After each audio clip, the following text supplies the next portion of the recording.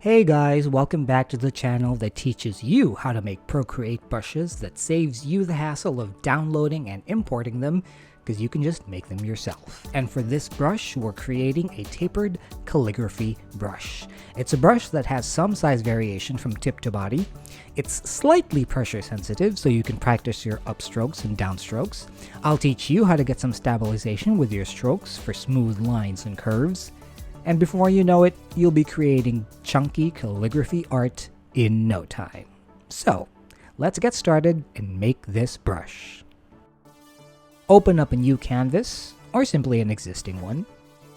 Tap the brush icon to open the brush library.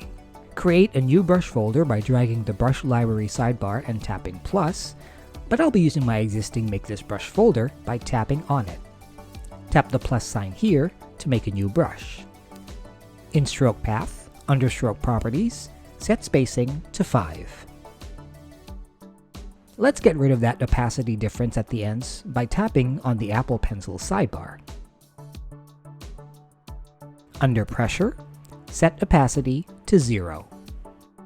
Now, this is where we can create size variations with your strokes by adjusting the size options here. Let's set that to 30%. You can see there's a difference in stroke size depending on how heavy or how light your pressure is. Practice by using light pressure in up and across strokes, then heavy pressure when doing downstrokes. Now let's smooth these lines and curves out by going into the stabilization options.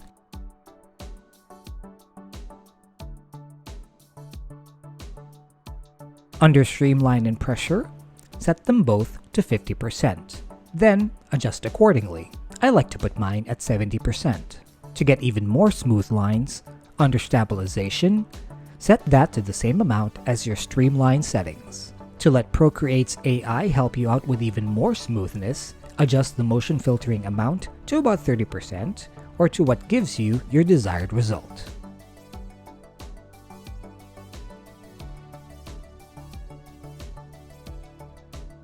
And that about does it. A trendy calligraphy brush to help you create beautiful calligraphy or line art with stroke width variation and smooth lines and curves. I certainly hope you enjoyed this little tutorial, and thank you so much for liking, watching, and commenting on my previous video. If you did enjoy, please consider liking this video and subscribing to the channel.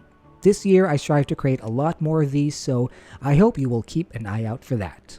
Until next time, keep safe, and I'll see you then. Bye!